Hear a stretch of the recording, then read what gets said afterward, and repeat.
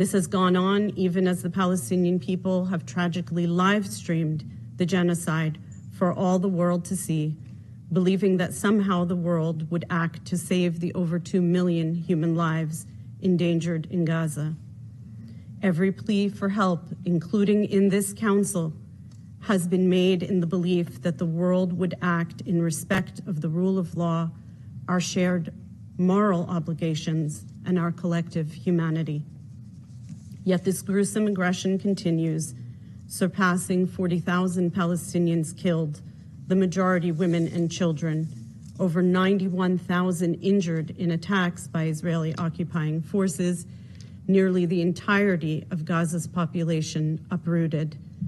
Mr. President, I thank you for your swift response to Algeria and China's request to convene this emergency meeting to address the further grave developments regarding the Palestine question and the broader situation in the Middle East. We recognize that this meeting takes place on the last day of the presidency of the Russian Federation and renew appreciation for your skilled leadership of the Council in these critical times. We also thank Undersecretary General DiCarlo for her briefing. Mr. President, it has been nearly 300 days since Israel launched its genocidal war on the Palestinian people in the Gaza Strip, a war that has gravely breached all tenets of international humanitarian and human rights law, a war that has flagrantly violated the UN Charter, including the cardinal principle regarding the sovereignty and territorial integrity of states, a war that threatens international peace and security. Yet Israel is being permitted to wage this war in broad daylight with no restraints and no consequences.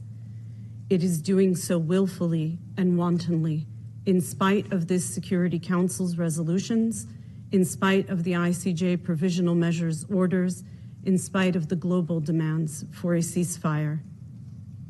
And still, the Council is failing its duty to impose a ceasefire and bring a halt to this depravity.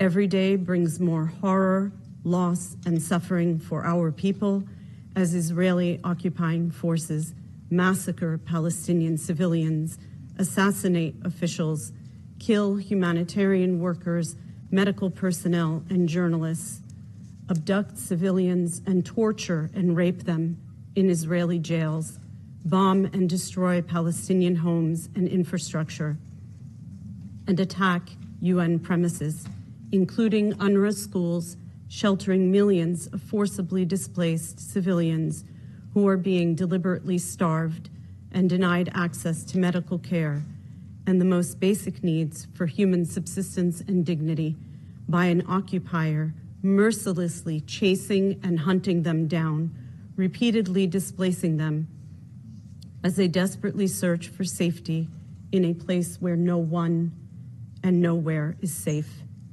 It is not only a catastrophic humanitarian crisis, it is an existential crisis. And today, yet another Palestinian official has been assassinated by Israel. As pronounced by Palestinian President Mahmoud Abbas, the Palestinian leadership condemns in the strongest terms the assassination of former Palestinian Prime Minister and head of the political bureau of Hamas, Ismail Haniyeh, in Tehran today. A national day of mourning has been declared in Palestine, and we solemnly acknowledge the expressions of condolence and the global condemnations of this act of terror. Moreover, we unequivocally condemn the criminal breach of the territorial integrity and sovereignty of the Islamic Republic of Iran, as we condemn the repeated breaches by Israel of the sovereignty and territorial integrity of Lebanon, the Syrian Arab Republic, and Yemen. And this includes yesterday's brazen attack on Beirut. We call again with utmost urgency on the Security Council, the General Assembly, and all law-abiding, peace-loving nations to act forthwith to bring a halt to these horrific, criminal Israeli aggressions against the Palestinian people and on our region. We demand accountability for this assassination, as we have continually demanded accountability for the wanton murder and injury of over 130,000 Palestinian children, women, and men across these past 300 days of horror and hell in Gaza, and call for accountability for all of Israel's criminal policies and practices in our territory across the decades. Likewise, we reiterate our calls for accountability for all of Israel's breaches of the territorial integrity and sovereignty of states in the region, including the State of Palestine. The UN Charter must be upheld not solely in words, but also in deeds. The failure to hold Israel accountable has permitted and enabled these crimes and further emboldened Israeli government officials, military commanders, and settler extremists to escalate their reign of terror against defenseless Palestinian civilians all across the territory of the State of Palestine, in the Gaza Strip and in the West Bank, including East Jerusalem, as well as across the region. Mr. President, violence and terror are clearly Israel's main and only currency. Not international law, not diplomacy, not mediation, not respect for human life. There is no red line for Israel, no law it will not breach, no norm it will not trample, no act too depraved or barbaric for its occupying army and settler militias, and no child, woman, or man off limits, even babies considered legitimate targets. The Israeli Prime Minister and his coalition of government extremists and military commanders believe there will never be a cost for their crimes. They believe they can literally get away with murder, get away with genocide against the Palestinian people. They believe it because it has been possible until now.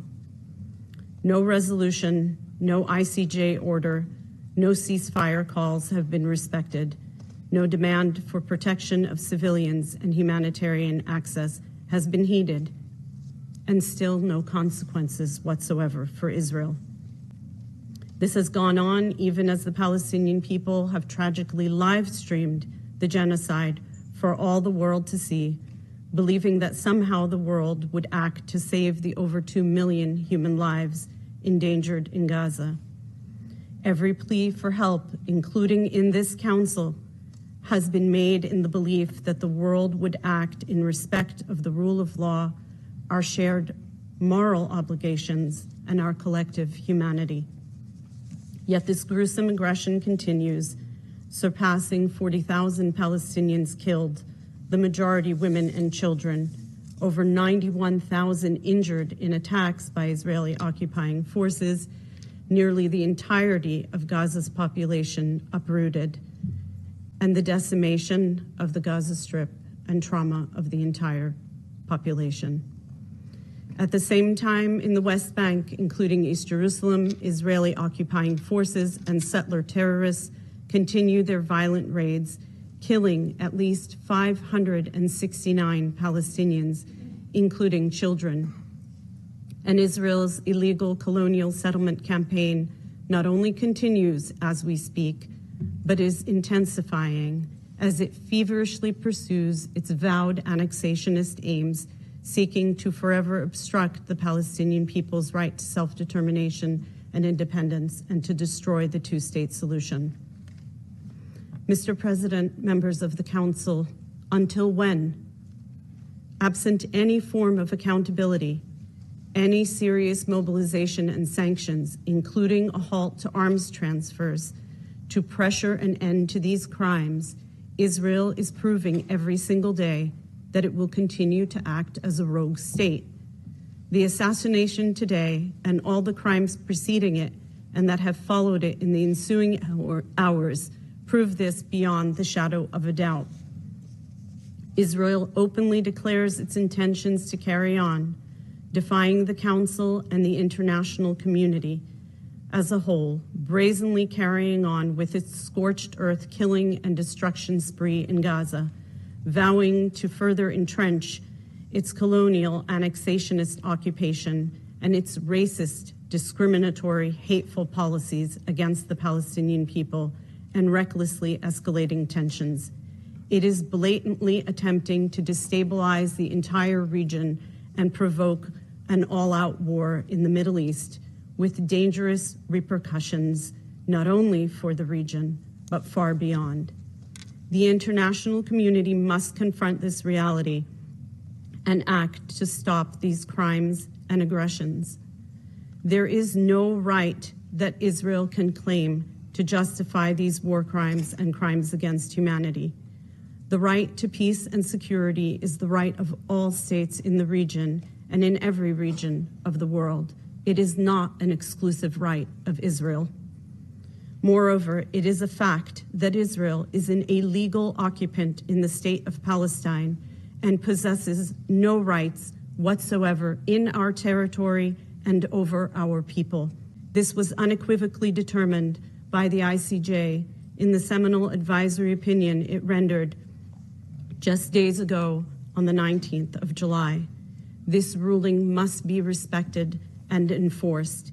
Israel has no sovereignty rights and no right to self-defense in a territory in which it is illegally present in grave breach of every rule of international law. This illegal occupation in all of its manifestations must come to an end, and the Palestinian people must be free.